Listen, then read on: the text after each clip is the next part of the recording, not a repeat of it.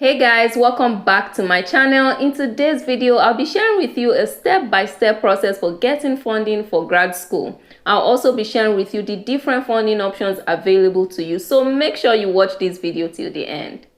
So most of the funding options I'll be discussing today are relevant for most of the countries or regions you may be considering: US, Canada, Europe, Australia. They are relevant. Also, I wanted to point out that the best time to think about funding your grad school is before you apply. The mistake many people make is they wait till they've submitted an application, gotten the admission maybe, and then think about how do I fund this now that I have this admission. That should make sense on a normal day, but that's not exactly how it works. So the best time to really think about how you can fund your grad school goal or dream or time is before you apply to any school. So let's just get started with the different options. So the first strategy for funding your grad school is to have a short list of schools that can potentially fund you. So from the beginning, when you're thinking about the schools to apply to, your list of 3, 4, 5 that you want to apply to, start thinking about schools that typically fund students and schools that would likely fund you. And these two things could mean different things for different schools, but start thinking about funding from the beginning. Which schools typically fund students, or which schools are likely to fund me?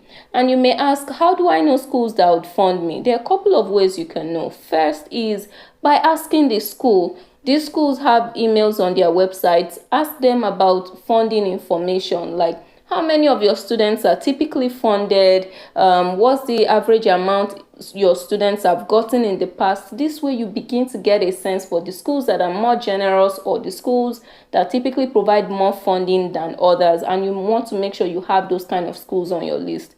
Another way you can know if a school would fund you is how does your class profile compare to the average class profile of the school in recent years. So every year some schools actually publish their class profile. They publish those in like averages, average GRE score, average GPA, average years of experience.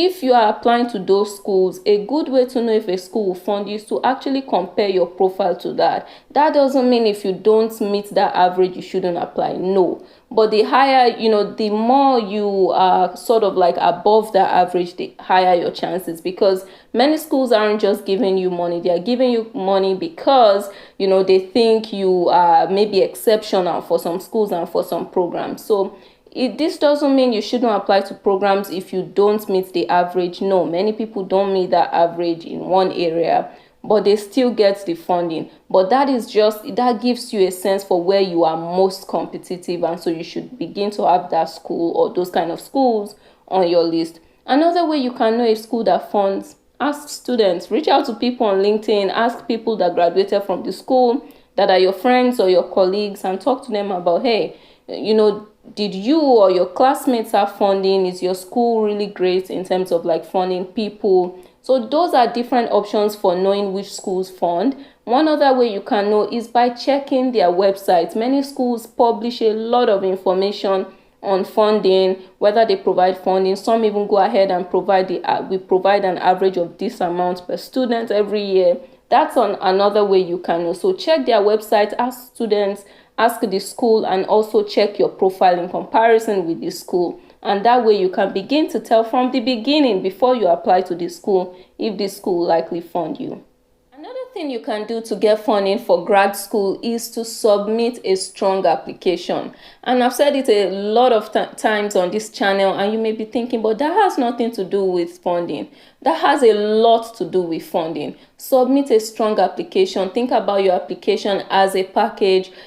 Some people prepare for tests, take the test, and then write their personal statements in 2 hours or 1 hour before the deadline or a day before the deadline. What you want to do is to pay attention to different parts of your application: your personal statements or your essays, your of course maybe you can't change your GPA, but your test scores, your recommendation letters. Don't just submit try putting everything together in 1 hour, while someone else has taken some time to do all these things. If you submit a strong application, you have a higher chance of being funded, because for many schools, after they consider you, after the admissions committee reviews your application and considers you for, the admission, whether you get into the class or not, they also consider you for funding. You see on many websites, many schools share that you will be automatically considered for merit-based funding. Some schools even say for need-based, based on your application. So this doesn't mean that you should put anything or include anything in your application that has anything to do with, asking for funding,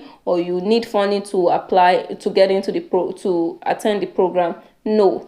But you should absolutely submit a strong application. Make sure you put in your best into that application, so that when you're considered for admission and funding, you stand a good chance. You don't have to say anything in your application about funding. You absolutely don't have to, but submit a strong application and let them take it from there.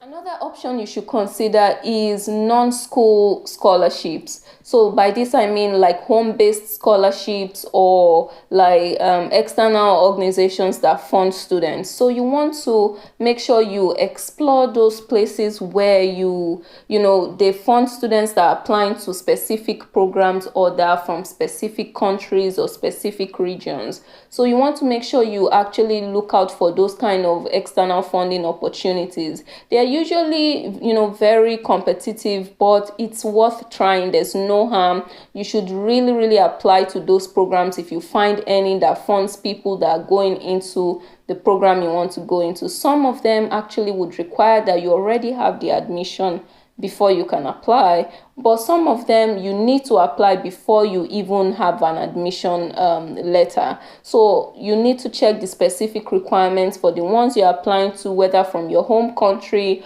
or the more global ones. Just make sure you check the requirements and you don't miss the deadline for that school year. So another option is to ask for more. You should actually ask the school for more funding. So now I'm making the assumption that you've gotten the admission, but you don't have enough funding from the school, or your admission came with 0 scholarships or 0 funding on the admission letter. You should ask the school for more funding. You should write emails to the school asking for more funding, telling them you really need it and you want to be considered for need-based funding.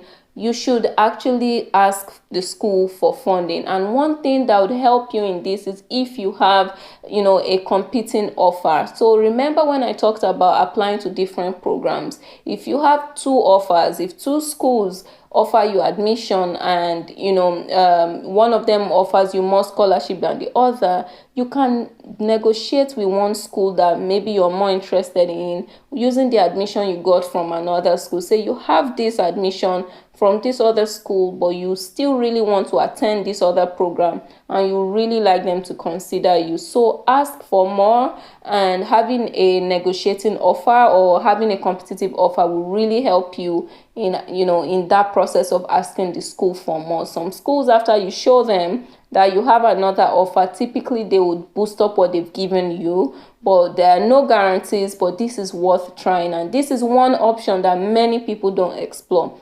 Ask the school for more funding. Tell them you can't afford it, which is the truth.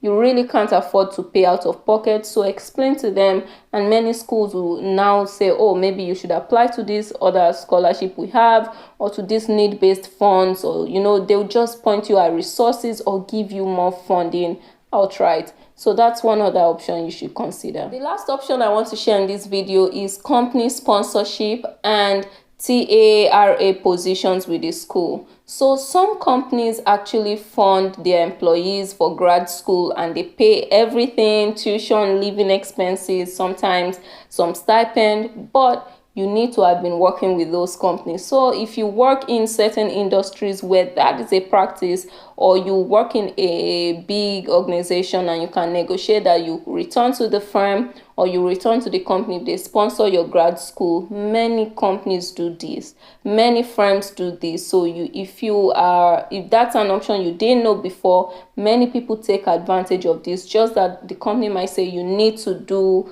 a master's in this specific field, usually related to what you do, in the company. So that's an option you should, totally explore. Ask your manager about it, or check if you want to, apply to such companies, but you need to have already been working with them before they can sponsor you. And of course, there are some terms and conditions for that as well. The last option is to check for TA positions with the school. So teaching assistant, graduate assistant, they call it different things, RA, research assistant, with the school. So sometimes after you get into the program, and sometimes GA programs come with GA funding comes with your admission, but for some it's after you get into the program that you can apply to those opportunities.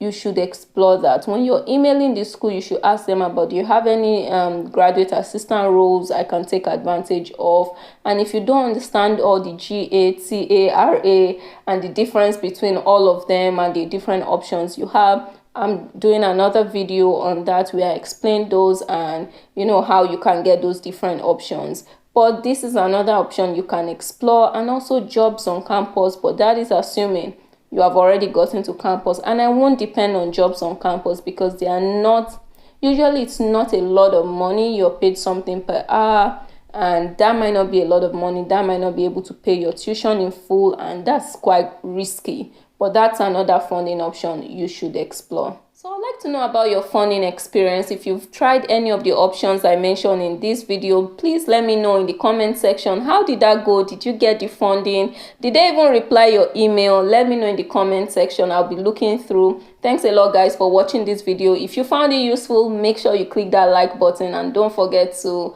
subscribe to my channel. I'll see you in my next video.